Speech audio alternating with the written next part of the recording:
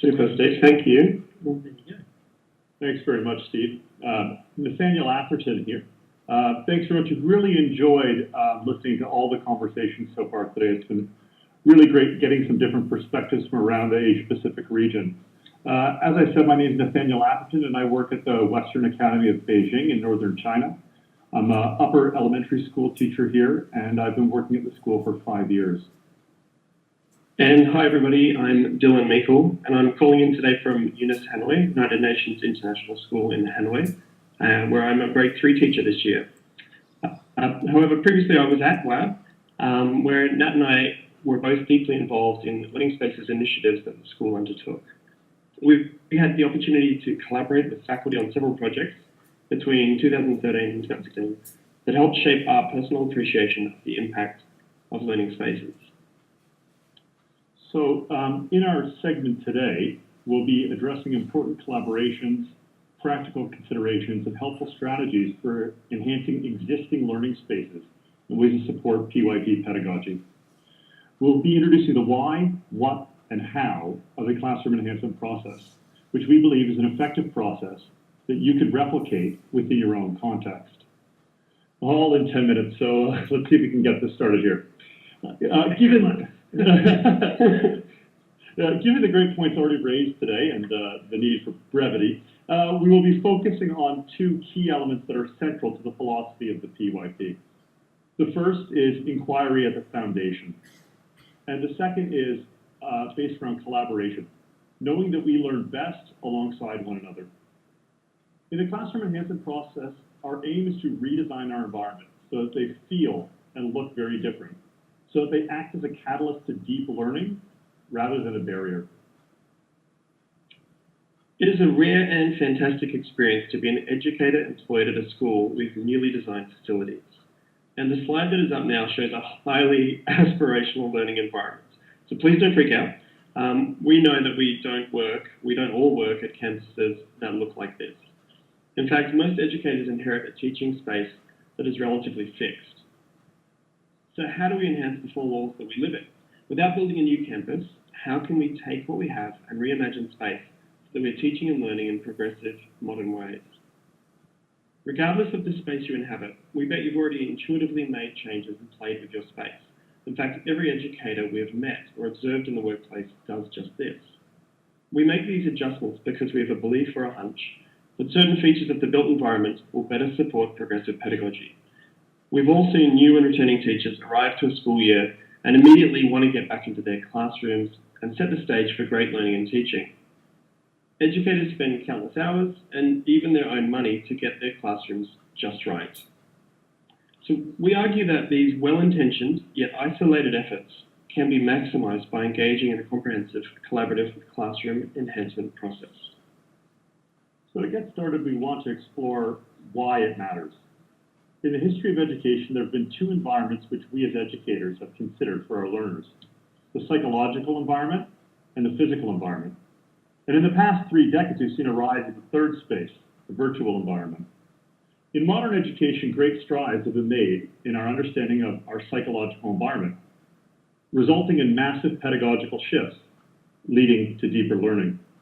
Likewise, in a short timeline, we've seen great levels of growth in the virtual environment. Unfortunately, though, the physical environment has been left behind, and we've seen little growth in the past 650 years. And it's time for a change.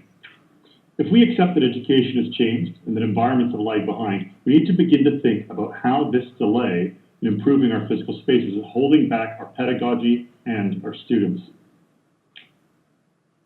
Yet in progressive schools, we are guided by different concerns, like who owns the learning, and thus, who owns the learning space. We should be asking, in an inquiry classroom, what features does pedagogy demand, and what features are relics of the past and can be reimagined? So what is the classroom enhancement process? The notion of teacher committees working towards shared outcomes or furthering the goals of the school is nothing new, and these are frequently highly effective groups. The slide you see now is the newly opened elementary playground here at UNIS Hanoi. This amazing outdoor space was the work of 3 teacher committees over a number of years, and these groups advocated for their students and for the potential of this space to great effect. The important distinction that we're seeking to make here is that the classroom enhancement process empowers the collaboration of the committee because the process is structured by a number of important driving forces. It's about transforming our existing spaces into progressive, equitable, engaging environments for our learners, making the shift from individual nests to learning hives. At the core, there are important factors and forces that guide the direction and the work of the group. For the purposes of this presentation, we've distilled what can be a lengthy, multifaceted process into 4 driving elements. Our work should be grounded in PYP pedagogy. It should be a manifestation of the school's beliefs and values.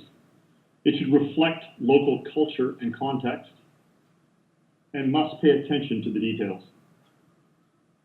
A close examination of the essential elements of the PYP should drive changes to fixings and furnishings. We should be looking to rebuild from a place of purpose and intention rather than personal desire. Anyone can get in a room with a purchase order form and a catalogue, but the challenge is to redirect the committee from a brainstorming/shopping mentality to a deeper conversation about learning and teaching. It's about coming together as visionary co-designers rather than reactive shoppers, focusing on how we want to teach and how our students learn best. We need to be drawing upon our experiences as practitioners to shift from the what, for example, what should we order? I need this, we want that, my old school had one of those, to the why. We need this feature because it facilitates student collaboration, or it enables the flexible regrouping of students, or it honours the student voice and choice. We recommend that you co-construct documentation that includes clear rationales explaining and communicating the purpose behind the changes you seek to make. This work sets you up for success, as decisions become well thought out, typically have stronger levels of buy-in from stakeholders, and they become articulations of the type of educational experience that we know our students deserve. The next point is the manifestation of the school's mission and values. And a school's physical environment should be a manifestation of its beliefs and values. For example, a PYP school with a collaborative framework should have plenty of spaces for students to work alongside one another. Within the context here at the Western Academy of Beijing, that really meant looking at the guiding documents and using them as backbones for our design decisions. School mission statements should be evident in our learning spaces. After all, if you say, "This is who we are," then where can you see it in the physical environment? Is it a living part of your school space? One of WAB's core values is to find strength in and to celebrate our mosaic of diversity. This core value is embedded into our symbols and our spaces. For example, as you can see on this slide, you see the WAB logo. Coming from the upper right-hand corner are a series of colors, red, blue, yellow, green, which represent our school's diversity. That mosaic of color is then repeated in each of the wings of our elementary school building, which is in turn then mirrored inside those spaces. For instance, in the red wing, we'll find subtle red tones in the tiles and red feature walls, likewise in the green wing, and so on. Pedagogical beliefs are often reflected in our spaces. It's what we include and what we omit that speaks volumes. When a school values international mindedness and their host country culture or their local context, then these facets should be expressed, honoured, and made visible within space. As previously mentioned, one of WAB's core values is its celebration of the rich cultural tapestry that is China. The school's initial architectural design capitalised on the China context. In this slide, you see curved, brightly coloured rooftops of glass and glazed tile, which are reminiscent of the famous sweeping roofs of ancient imperial cities such as Pingyao. The elementary building's wings each reach out towards the school's numerous playgrounds, creating enclosed community spaces. These are modelled after the shared spaces within traditional courtyard homes found in northern China and a Beijing icon. So as we redesigned our interior spaces, we knew culture and context needed to be brought into the rooms. We balanced the modern, highly functional, and somewhat hard design features such as whiteboard tables or whiteboard walls with softer features such as handcrafted wooden Ming dynasty-style furnishings and carpets that were tastefully embroidered with Chinese elements. One of the forces not to be underestimated is the time a process like this takes. It's incredibly time intensive, and there are innumerable tiny details to get right. Perfecting every detail can be a daunting challenge, yet it is certainly one worth facing. Measuring the exact location of each whiteboard panel, identifying the precise color treatment to match both the existing flooring and the new furniture, or simply trialing sample after sample are small yet critical details towards the conclusion of a successful enhancement process. Furthermore, having a strong properties department work alongside you to develop a clear understanding of both the practical and the pedagogical is critical to the success of this enhancement implementation. Using a lighthouse model, which is where you trial by instituting small-scale change in a prototype space, is a great way to get your feet wet in learning space design. Creating spaces that challenge norms can give schools the opportunity to test out ideas and see what works and what doesn't.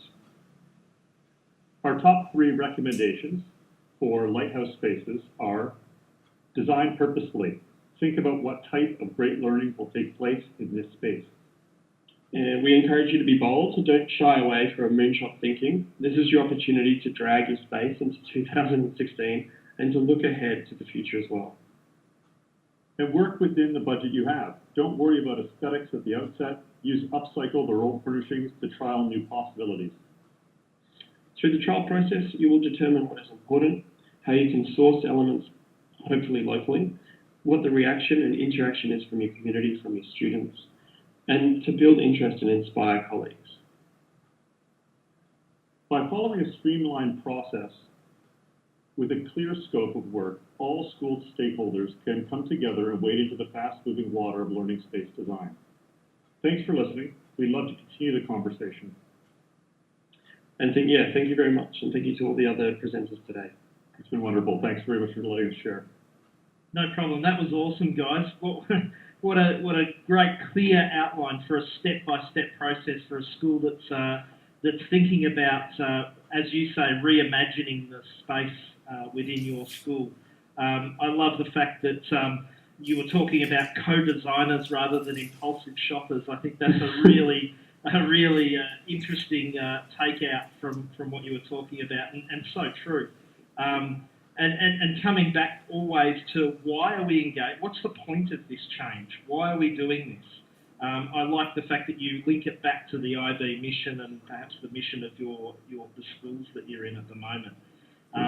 But yeah, what a valuable resource for schools within and beyond our region that are thinking of reimagining their learning spaces, and I hope schools take it on. So thank you very much for your time and the effort that you've put in, and you've done such a great job to put so much in such a short space of time. Thanks, Steve. Thanks for your time. Thanks very much. That's great. Thank you very much.